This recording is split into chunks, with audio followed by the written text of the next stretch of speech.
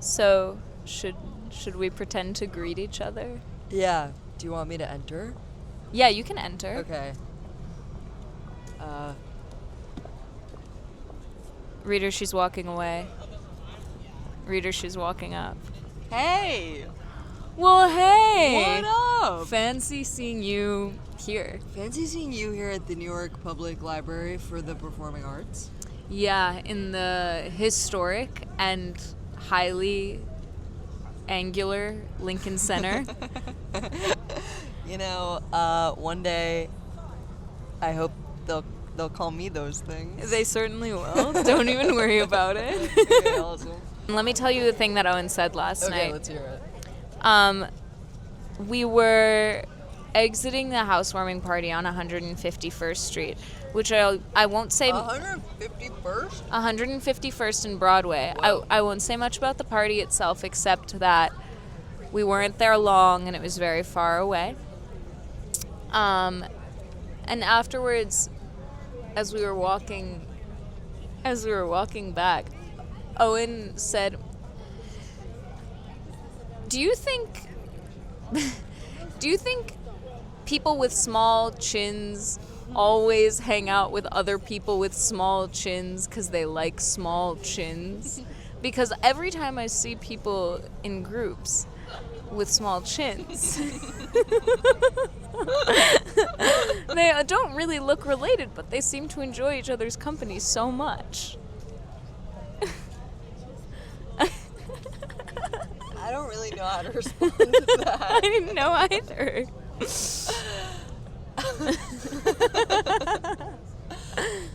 Well, okay. Here's something that actually came up with me and Liz yesterday, Okay. which is that we were discussing chins. Oh, really? Well, she was telling me that a lot of older people, when the face sort of starts to sag and become slack, they'll get a chin implant. And Whoa. this reminded me of the fact that my mother used to always say about my father, he had a weak chin. And then she would say, you're lucky you have a chin. Whoa. I mean, Yeah. aren't we all lucky to have a chin at the end of the day? I mean, small or large, maybe that's what Owen needs to be thinking about. Yeah. I recently have been interested in meeting a man, because I feel like there are fewer of these than there used to be, with a nice cleft chin. Yeah, I think that's a beautiful thing. Yeah. But you want it to be not just... If you're out there.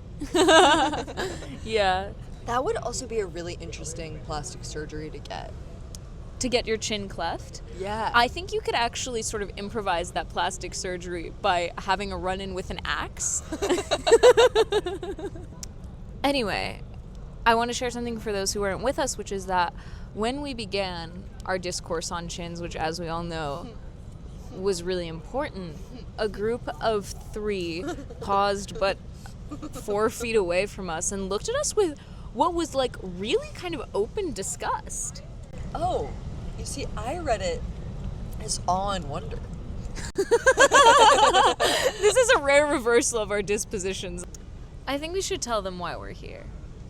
Should you begin or should I? You begin. When Sascha and I became friends, it was clear quickly that we had some things in common. Among those things were a love of laughing and each other's company, but also of hit actor and Jewish person of note, Jesse Eisenberg. Popcorn. Yeah. I mean, I do suppose we're going to have to give, despite his sort of, text-based rudeness of the last few days, we're going to have to give the man Stephen Cantor a little bit of a shout-out.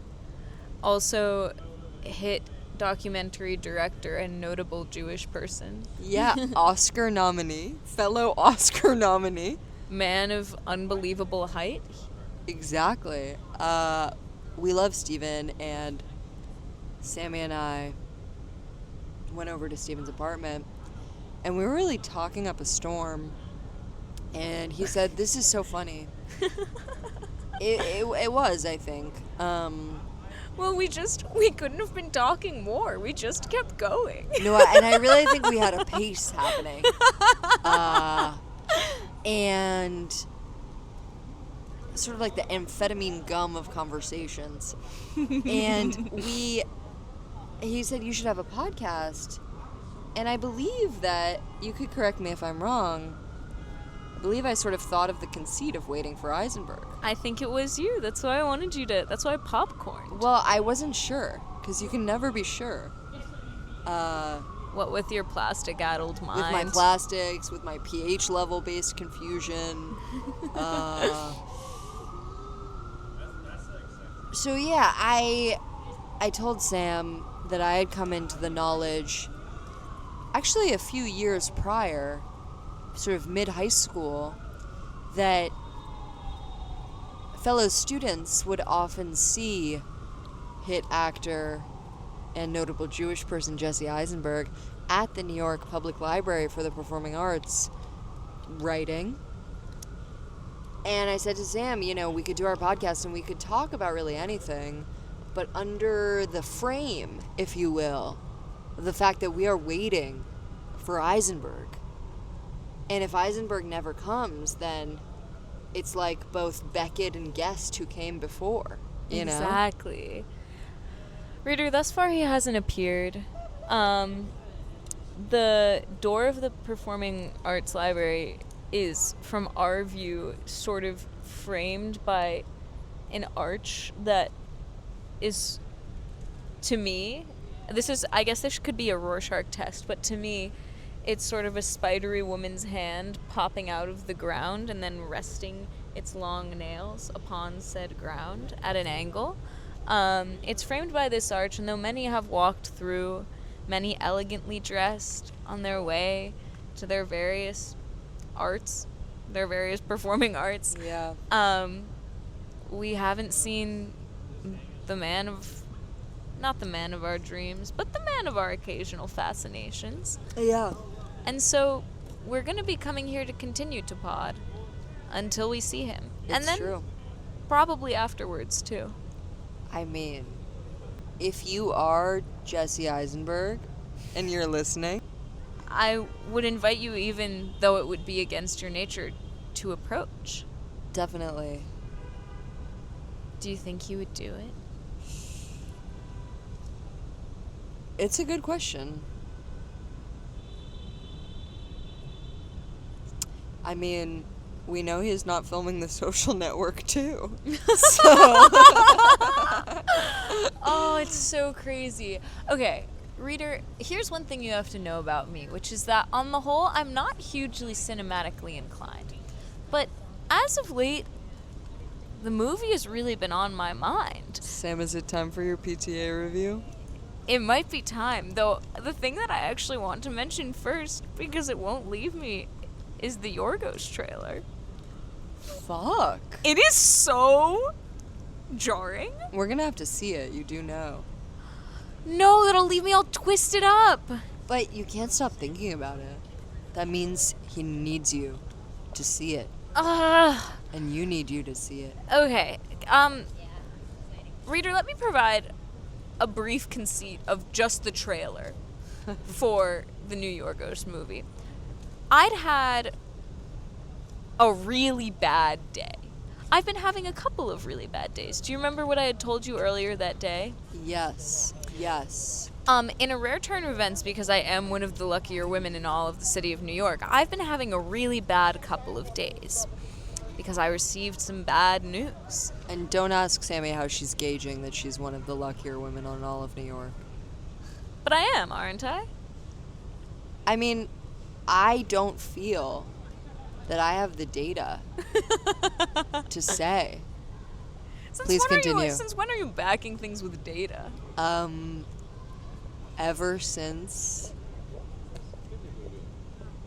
it's become convenient for me, approximately 20 seconds ago. So anyway, having a bad day. I have somewhere to be at 8:15 p.m.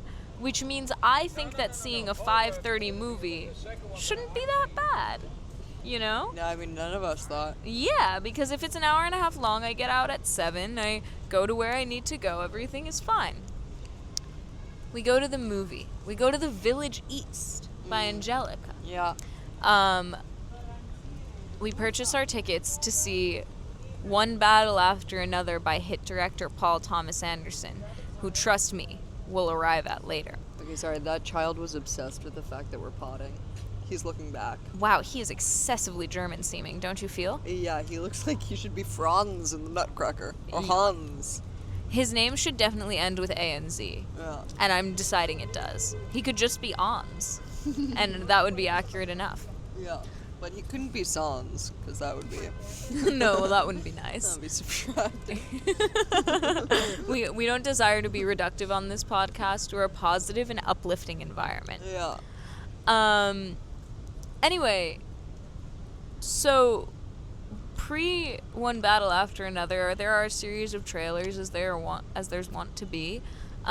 We see the warring Safdie brother movie trailers, both which are about sports. After that, we see the trailer for the Yorgos movie. Reader, Bugonia. it's called Bugonia? Yeah. Okay, I didn't... Bugonia. Bugonia. That somehow makes everything even more frightening. Okay. Reader, picture the following in case you haven't seen the trailer yourself. It's Emma Stone. But it's Emma Stone, and one could even say that she'd been a little J. Crewified, to use a term that was used in reference to one of our friends. She was in a suit. She looked normal. Her hair was dark. Her chin was up. She was walking around. She was making decisions. Wait, was her chin small? It's hard to judge. Okay. We should look at her company and see if she sticks with small-chinned people. Then I can make a decision. Okay. And music begins to play in the background that will come to truly startle. She then appears to get abducted by a bearded man who is dirty and brought to a sort of ramshackle home. Hashtag not all bearded men. Am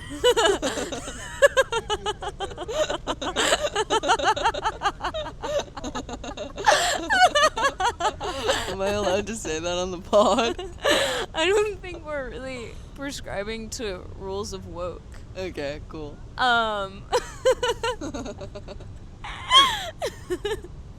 So anyway, she's taken by a bearded man who is dirty, hashtag not all bearded men, to a ramshackle home, which is also dirty, hashtag not all ramshackle homes. Her head is shaved, or at least she wakes up without hair, and this dirty bearded man says, "We know you're an alien, and that's why you're killing the planet with your big company."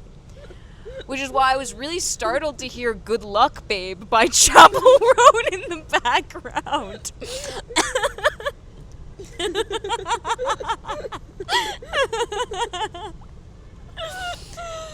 I love him so much. It couldn't have been weirder. It really deeply unsettled me. I was terrified in that trailer. I hid in my turtleneck. I went full turtle. So did you not... I feel like a critique of Yorgos that when I was younger and really just adored him with my whole heart, and keep in mind that I do think he is a generationally talented filmmaker whose work I love, but a critique often given is that his weirdness is sort of... twee isn't quite the word, because not aesthetically twee, but he shoots a lot of fisheye lens stuff, if you've seen The Favorite. And his music choices will sometimes be, like the Chapel Roan song, deeply subversive and wrong-seeming in a way that perhaps winks disturbingly at the audience. And so I'm wondering if you felt that from what was happening with the music in the trailer and the way the trailer was cut, and Emma Stone singing along to Good Luck Babe at the end, or if you're just like, no, this is genuinely disturbing. What I would say is, to me, that critique kind of dissipates if it is truly effective. Like, if it seems a little self-aware, but it still really just works. I mean, like, the job is just to make something that really works. And so I feel like I can't, in retrospect, tell how much he winked, if at all, but I can tell you that I was terrified, and therefore I think he did a pretty good job. Okay, big up for Yorgos. Big up for Congratulations Yorgos. to Oscar This winner podcast Yorgos is Lanthimos. sponsored by Yorgos. Oh, I wish. That would be Yorgos, awesome. I do love him, okay? What did you think? Did you feel winked at? Yeah, I mean, I will definitely see the movie. Mhm. I was a big fan of a movie that some people were not, called Kinds of Kindness, which was 3 short, very strange stories by Yorgos.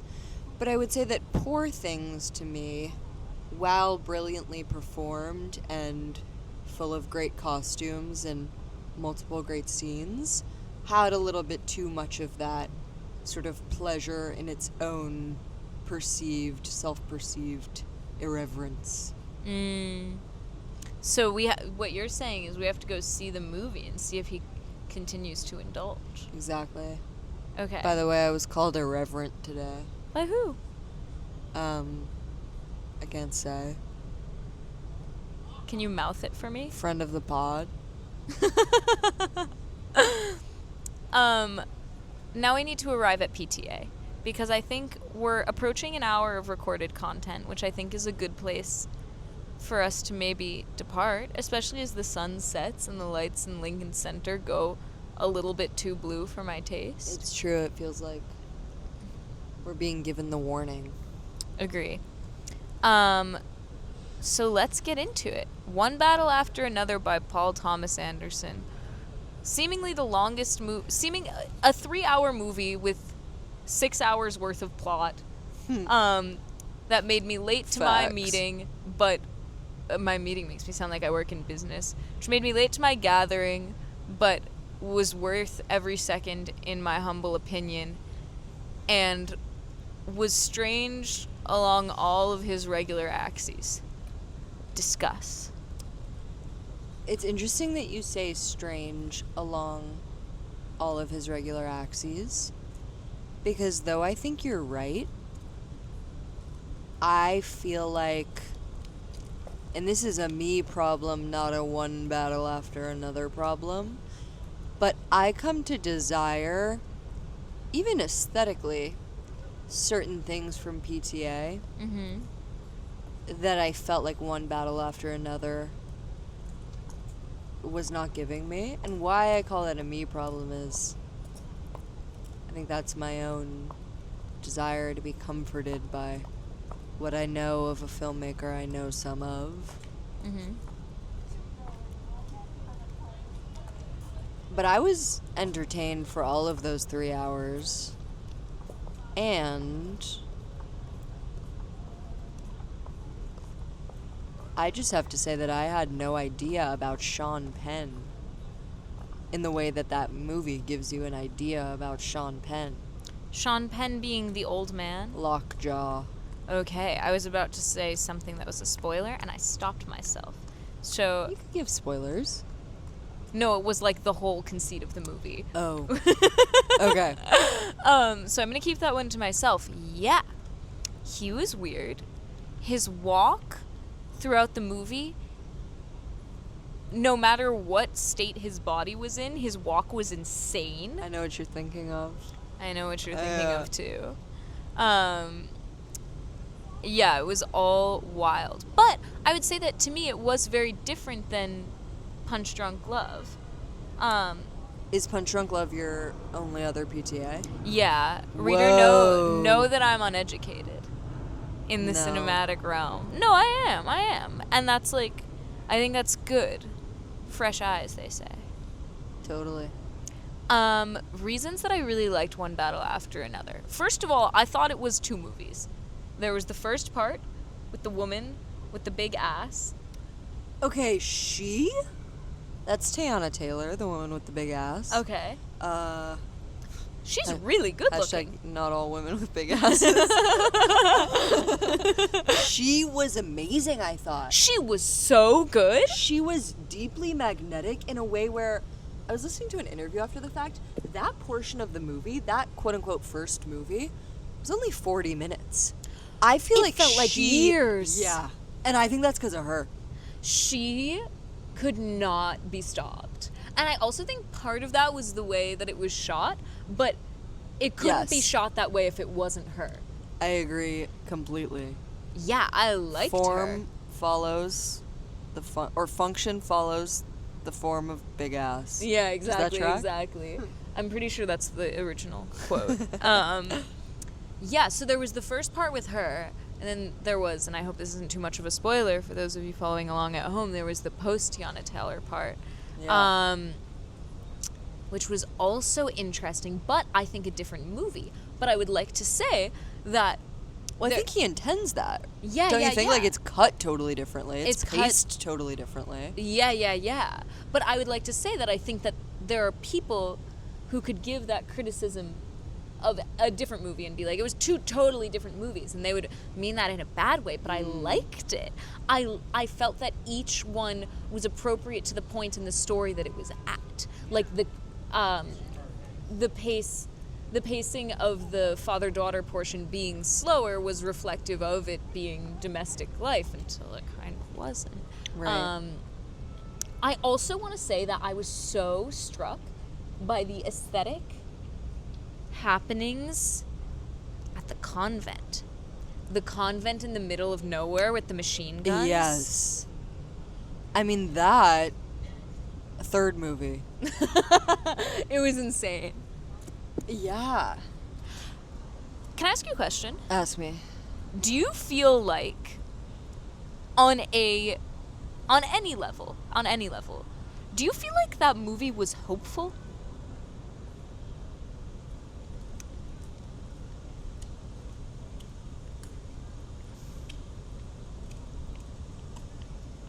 You know, it's really hard to say. That's kind of how I feel. Even because the ending to me... I mean, can we talk about the ending? Let's talk about the ending. I'm referring to the very ending, where it's sort of Leo DiCaprio got the iPhone out. Oh, yeah. And then she's going to a protest in Oakland. Yeah. And it's like, she's a revolutionary too. She's just like her mom. And her dad, well... Well, I thought that was interesting almost because I am unsure about whether the movie is making an argument that protest is even an effective revolutionary means, because I felt like it sort of wasn't. That's the And thing. then it ends in that way. Yeah, which to me is really sort of despair-filled. I agree. Although maybe there's the read that it's like she gets to be again after the deep trauma that she has endured. Totally. And I think the T word is apt. Yeah. Hate to say it. I'll do my impression one day on this pod. There's an impression I'll do for you one day when you're older. Sammy, you gotta refine and make the impression better. Well, that's why I'm gonna wait till the pod is older. Okay. But we have to. Can you let them live in the delusion that I've been this talented all along? No, totally. You are very talented, just not really at impressions, I would say. That's definitely true. But, yeah, I feel like there's a read in which that ending where she's going to protest is a sort of, she gets to be a teenager again, you know, and... Yeah, and it's not like everybody dies, No. which is great. But I was really disheartened by the taking of the convent, the, invasion of the convent. Yes. That felt somehow that felt so much more awful than so many of the other things in the movie, because it was clear that was like the final spot for so many women. Yeah. And then And Regina Hall's character? that being That being the woman who is at the convent, who sort of seems like an aunt figure to... Yeah. She like is at the convent, but it's clear that that's not her full-time residence. She like drives her there. Right, and there's that police investigation scene with her. And she's crying. Yeah, I didn't know entirely what to make of her, although, let me say, Regina Hall, one of the great faces.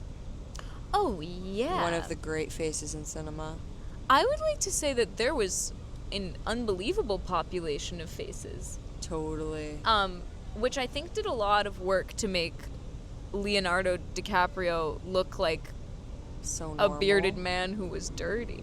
Hashtag not all bearded men. Thank you. I felt like there were some amazing looking people. I would say that the way in which the movie was not a sight of despair, the part that was hopeful, and that was truly, I felt like a proper homage and so fantastic and almost fantastical, like, Tell me. was the guy who ran the dojo, who had the like, Oh, he was yeah. like, we got a little bit of an underground railroad situation here, who, I mean, fourth movie right there. No, he and his whole operation in that town were so... It felt like if I'd looked hard enough, there would be very clear, like, Jesus figure, like, Yeah. connotations. Like, he was amazing. And that guy, who is it? It's Benicio del Toro. Okay, I thought he was fantastic. He's one of the great actors. One of the great actors that we have right now. Gorgeous. Yeah, he was beautiful. He was calm. He was unpretentious. He was a perfect guy. Yeah, Benicio del Toro, if you're listening to this podcast at home right now, please feel free to email us. We're around. Yeah. That's what I would say that maybe I liked about it, is that I felt it, like, it was almost a la, whoa, bringing it in finally. I felt it was almost a la Jess. Ugh. Like, a There it little is. bit prophetic about, like, where effective political action will come from. Because I don't think it was posing the super violent, like, black militant group as maybe effective. I don't No. think it was posing the, like, protest group as effective. I don't think it was posing pretty much any white anything The as Christmas effective. Adventurers Club? Oh, yeah, I mean, definitely. That was insane. That naming was insane. was genius to me. Also, Tony Goldwyn, great casting there. But, and I think that it was like the sort of cloistering method could be almost effective, but it leaves one somewhat defenseless. Like, you're sort of waiting to get found if you do not. You know, you can make a community and you can live, but there's always the chance that you get found. And it seemed like the only thing that really worked was this guy's, like, grassroots organizing. And I know that you are not the hugest political commentator, but this was one of my thoughts after the movie. Is I was like, I felt like every end to every movement made sense to me, like, felt truly logical and, like, grounded. I think that's true. I also think that that first part of the movie, before I knew what was going on, I sort of felt like it was more apocalyptic than it ended up being. Totally. And in a movie that's maybe set in the near or alternative future, Mm-hmm. I think that sometimes there's a real flattening of humanity in the characters. In a movie that feels even like vaguely genre-y, which I guess this is not genre, it's not sci-fi, but it feels like it has some of those trappings. Maybe I'm just thinking about, groups and a lot of guns. Totally. But I think that what makes it great is that, or good, although I do think it's probably a great movie, is how robustly human it is. Agree. And I think that a lot of people, when they're putting together a vision of the future or the present that has any kind of, rhetorical spine, any kind of potential negative leaning, or like pointing out of shit being fucked up, to quote Warren Zevon, there's not a lot of humanity. And this, it was like the characters. Everyone was completely real, even if they had 15 seconds of screen time. Yep. Yeah, I think that makes it a great movie. Because I think, a la Jest, it just did it both. Everyone was real, and the world was detailed, and we were supposed to think about the logic of the world as well as the heart of the characters, and both were robustly developed. Which is maybe why it had to be 4 movies. Totally. For the listeners at home, when Sammy mentions Jest, she doesn't mean the finite kind. So we are referring to David Foster Wallace's encyclopedic novel, Infinite Jest, which we read over the summer. And would you call it great? I would call it great. Reader, we married it. It was really good. Based on sort of our opinions on Infinite Jest and One Battle After Another, I'd like to say that if you're a man with 3 names, you might also want to consider reaching out and emailing us. We're good fans. We're also generative. We do our own thing, but it seems to me that we're presenting ourselves as good and thoughtful fans to men with 3 names. Yeah. Yeah. And if you're a really sort of bad man with 3 names, I would say that we're kind of equally, if not more, generative and good as critics. Yeah. Well, not critics in the capital C kind of way, but No, but in the lowercase c kind of way. Yeah. Bitches who talk shit. With all that in mind, I think unless you have further PTA thoughts, these bitches who talk shit may continue out into the universe, out of this angular spot, and into perhaps slightly more rounder environs, or perhaps even more angular environs. I might go to the orchestra. Sascha might go home. I'm probably going to go back to my neurotoxic home. All of you listeners at home, I think we can comfortably say that, in a way, now you're all friends of the pod. And we're very glad that you joined us here today in front of the New York Public Library for the Performing Arts. And Jesse Eisenberg, if you're there, Email us. goodbye. Bye.